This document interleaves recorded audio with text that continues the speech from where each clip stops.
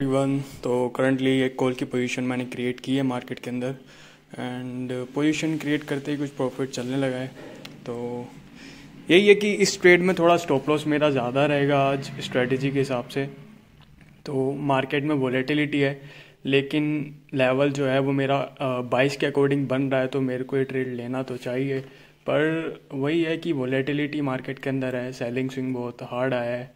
तो हमको देखिए जो भी प्रोसेस है वो फॉलो करना है एंड अपना स्टॉप लॉस अगर मार्केट में होगा तो स्टॉप लॉस देंगे। बाकी ट्रेड में कुछ कह नहीं सकते कि क्या हो सकता है क्या नहीं हो सकता है। हमको बस प्रोसेस फॉलो करना है यहाँ पे। अपना आज का स्टॉप लॉस जो मेरा बन रहा है, वैसे तो अगर क्लोजिंग मार्केट दे दिया स्टॉप लॉस से पहले एंट्री के नीचे वाले जोन में, और मतलब मेरी एंट्री के नीचे क्लोजिंग दे दिया अगर स्टॉप लॉस से पहले, तो मैं फिर कोस्ट टू कोस्ट ट्राई करूँगा एग्जिट करने का। अगर उससे पहले ही अमाउंट पे आ जाता है मेरे स्टॉप लॉस अमाउंट पे, फिर तो एग्जिट करना ही पड़ेगा।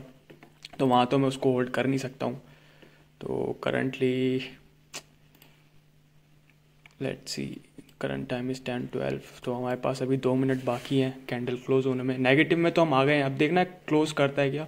क्लोज करेगा तो मैं कोशिश करूँगा मैं कम से कम लॉस वहाँ पे बुक करूँ, उसको मैनेज करूँगा मैं ट्रेड को। बाकी जो 22 पॉइंट्स का स्टॉप लॉस बन रहा है वो फिर डायरेक्टली अगर हिट होता है तो फिर वो हिट करना देना पड़ेगा, फिर कुछ कर नहीं सकते वहाँ पे फिर हम। तो लेट्स होप कि हम कुछ अच्छा बुक कर पाए यहाँ पे, मार्केट हमारा साथ दे दे। तो अभी हम थोड़े लॉस से वापस कोस्ट टू कोस्ट, ठीक है। वीडियो मैं बाद में रिकॉर्ड करूँगा, अब देखते हैं क्या चलता है क्या नहीं चलता है।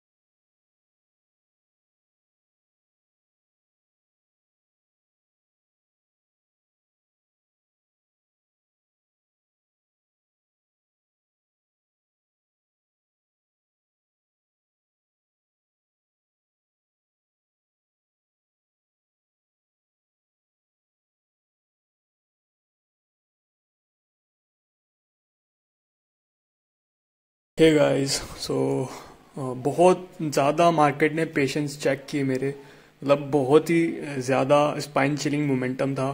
Profit increase decrease increase decrease. अगर मैं आपको चार्ट दिखाऊं तो वैसे तो मैं 200 रुपये का टारगेट एम कर रहा था, लेकिन डीके है, एक्सपायरी का प्रीमियम ले रखा है, बहुत सारे फैक्टर्स थे, बहुत ही सारे फैक्टर्स थे जो वहाँ पे मार्केट में मुझको परेशान कर रहे थे।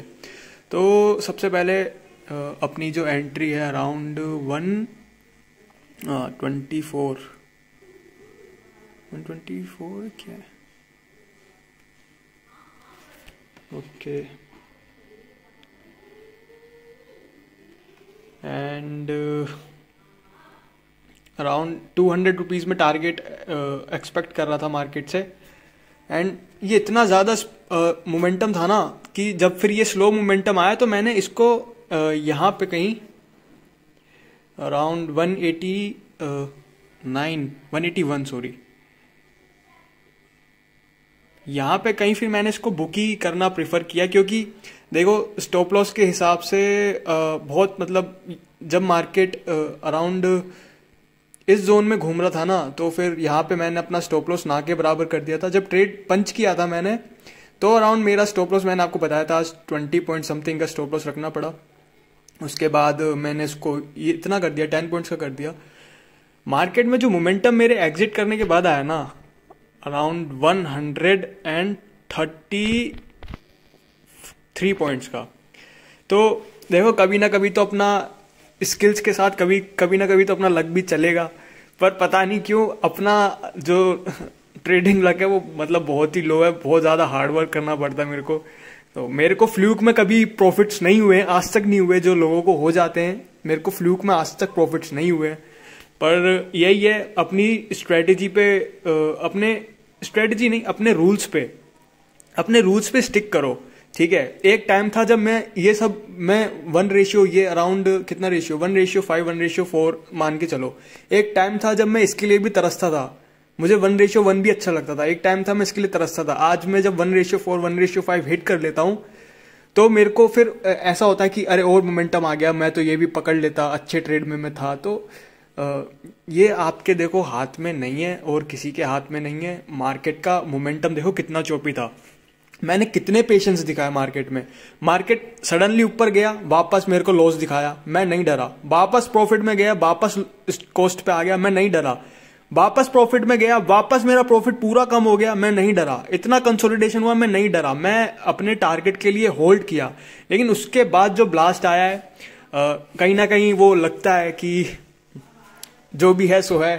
तो अब ये भी देखो बुरा नहीं है, कभी मैं इसके लिए भी तरसता था कि ऐसे प्रॉफिट्स में लगातार कंसिस्टेंट मैं प्रॉफिट कर तो लेता था, पर मैं कंसिस्टेंट प्रॉफिट कब कर पाऊंगा, मैं कंसिस्टेंट अच्छे ट्रेड कब कर पाऊंगा, कंसिस्टेंसी कब ला पाऊंगा।